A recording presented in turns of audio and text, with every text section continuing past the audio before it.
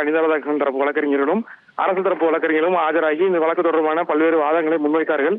அரசு தரப்புல ஆஜரான வழக்கறிஞர் இந்த விவகாரம் தொடர்பாக ஏற்கனவே 2 முறை சம்மன் அனுப்பியும் நீதிமன்ற அவர் ஆஜராகாமல் இருந்தார். 10ஆம் தேதி ஜூலை மாதம் ஆஜராவதற்கு மருத்துவ விடுப்பு கேட்டு அந்த மனுவையும் தாக்கல் செய்திருந்தார். ஆனால் மருத்துவ காரணங்களை காட்டியிருந்த போதிலும் அதற்கான முழு ஆதாரங்கள் எதுவுமே சமர்ப்பிக்கப்படவில்லை.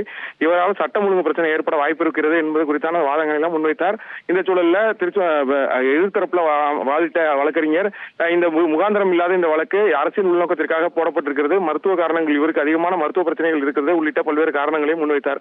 இருதரப்பு வாதங்களையும் கேட்ட நீதித்துறை நடுவர் சிதம்பரம் அவர்கள் இந்த வழக்கை தள்ளுபடி செய்தார். சொந்த ஜாமீன் நீதிபதியுடைய சொந்த ஜாமீன்ல தற்போது முன்னாள் அமைச்சர் அனிதா ராதாகிருஷ்ணனை விடுவித்திருக்கிறார்.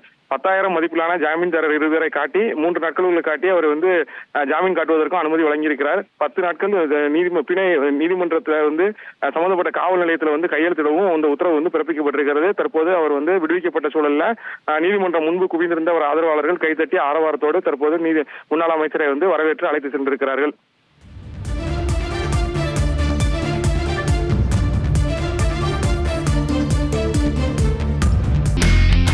இனி செல்லும் இடமெல்லாம் செய்தி. தந்தி டிவியின் வாட்ஸ்அப் சேனலை ஃபாலோ பண்ணினா செல்ல இருக்கும் இடமெல்லாம் செய்தி. இதோ QR கோட் இப்பவே ஸ்கேன் பண்ணுங்க, ஃபாலோ பண்ணுங்க.